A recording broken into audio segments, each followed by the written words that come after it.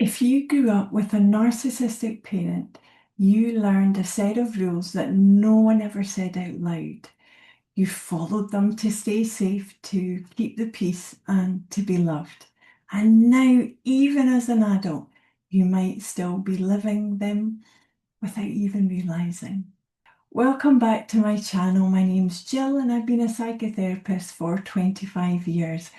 Around here, I make videos all about why we think, feel and act the way we do and how you can start healing from things like childhood trauma, emotional eating and all the messy human stuff that life throws at us. If you're a returning viewer, welcome back. I'm so happy to have you here with me again this week. And if you're new and this is your first time you've seen my face, hi and welcome. I'm really glad you found your way here. If you enjoyed today's video, I'd love for you to like and subscribe. It truly helps the channel more than you know, and we'd love you to become part of our little corner of the internet. Today, we're going to be talking about something that shapes the emotional landscape of millions of families, the unspoken rules that exist in narcissistic households. If you grew up with a narcissistic parent or a parent who had very strong narcissistic traits, you probably learned these rules without anyone ever saying them out loud. They were enforced not through reason, but through emotional manipulation, withdrawal, or even punishment. And here's the thing, these rules don't just shape your childhood, they can follow you into your adulthood. So today we're going to walk through the 9 unspoken rules that define the emotional operating system of a narcissistic family. It isn't about blame, it's about understanding the pattern. Solutions and healing will come later. In fact, in next week's video, I'm going to dive into the ways we can start discarding and dissolving those old rules we've been living by, so you can finally choose to stop following them. So make sure you tune in for that next week. Okay, let's start with rule 1. Your feelings don't matter, only theirs do. You probably learned early on that there was room for only one person's emotions, the parents. When they were upset, everyone else had to adjust. When you were upset, it was too much, dramatic, or disrespectful. As a therapist, I often have heard clients say things like, I'd stopped crying as a kid because it just made things worse.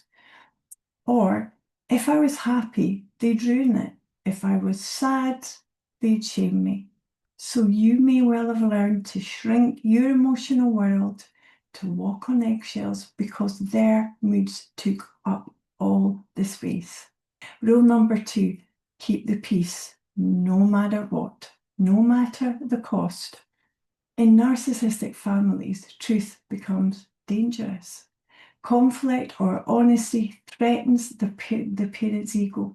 So everyone is taught to smooth things over, just ignore things, even when they're very toxic. Maybe you were the peacemaker, the one trying to keep everyone calm. You learn that silence and compliance feel safer than honesty. But over time, the peacemaking comes at a cost, and that's your authenticity. You stop telling the truth, even to yourself, just to survive. Rule number 3, admire, do not compete. The rule can sound like, you can shine, but not brighter than me. Narcissistic parents often need admiration, even from their children. But when the child succeeds or develops confidence, it threatens the parent's sense of superiority. So instead of celebrating, you get comparison or even criticism. I've heard clients say, I got a promotion and my mum said, must be nice. Some of us have to work hard for what we have. The message, stay small, don't steal the spotlight. So you may well have learned to downplay your wins just to feel safe, to fit into the family system. Rule number 4, Obey without question. In these families, obedience is mistaken for love. Questioning the parents' rules, their opinions, or even their behaviour could be seen as a betrayal. It is a definite no-no. You might have heard phrases like, "because I said so," "don't talk back." The goal isn't mutual respect, it's control. And as an adult, you may well notice you struggle to assert yourself. You might still feel that old fear that saying no or disagreeing means you're going to lose love. Rule number 5, the family image comes first. This one runs deep. Narcissistic families are obsessed with looking perfect to the outside world. The rule is protect the family image, even if it kills your authenticity, even if it's untrue, even if it's false. So you smile for family photos, even if there's just been a screaming match. You pretend everything's fine at school or with your relatives or family friends, because the truth would embarrass the parent. I often hear clients say things like, "No one ever believed me. We looked like the perfect family." But you know, that perfection was a mask, and behind it, there was chaos and hurt. Rule number 6, love must be earned. In healthy families, love is unconditional. In narcissistic ones, love is transactional. You earn it by performing, by being good, by being helpful, by being quiet, by being successful in ways that serve the parent's ego. And when you misstep, the warmth vanishes. It might look like getting praise only when you make the parent proud, being ignored or shamed when you express a need. So love becomes unpredictable, and you grow up equating love with performance. Rule number 7, don't outshine or outgrow the parent. Growth and independence are threatening to narcissistic parents. If you begin setting boundaries, pursuing your dreams, or simply becoming your own person, which is your right, they might interpret it as rejection. So they may sabotage you subtly or overtly. Maybe they'll mock your ambitions, saying things like, "Who do you think you are?"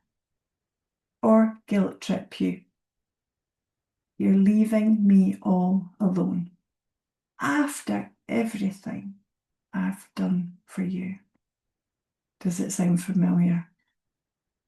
The unspoken rule is stay small so they can stay superior. But that rule costs you your freedom, your individuality, and your confidence. Rule number 8. You are responsible for the parent's emotions. This is one of the heaviest burdens. Children are made to believe they're the cause of a parent's anger, their sadness, or their disappointment. You might have been told, "You're making me yell," or "If you loved me, you wouldn't act that way." That message trains you to carry other people's emotions. Even as an adult, you might well feel responsible when others are upset, as if their feelings are your fault or your job to fix. But that's a learned trauma response. It's not love. And finally, rule number 9, never talk about the family. Never break the silence. You don't talk about what happens behind closed doors. You don't tell teachers, friends, or even a therapist, because that would be betraying the family. This rule keeps the system alive and working through secrecy and through shame.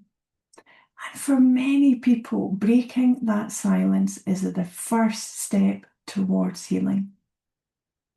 But as a child, it feels impossible. because loyalty has been twisted into silence. So those are 9 unspoken rules. There are others. Again, I just use what I see most when I work with clients. And it creates what psychologists and psychotherapists call a double bind. You learn that survival depends on compliance, but compliance erases you, yourself, your selfhood, your needs, your wants. As a therapist, I've seen how deeply these rules shape adults' lives. From people who struggle to say no to those who overfunction in relationships or who still feel guilty for putting themselves first. If you recognize yourself in any of these, you're not alone and you're not broken. You learned these rules to survive a system that was unsafe in a family that did not feel emotionally safe. In the next video, I'm going to talk about how to start unlearning those rules. Yay! How to find your voice, your boundaries, and how to begin to heal. But for now, simply naming them is powerful. Awareness is the first act of freedom, of your freedom. So subscribe, press the notification bell, and don't miss it. And in the meantime, you take extra good care of yourself. I'll see you for the next one. Bye-bye for now.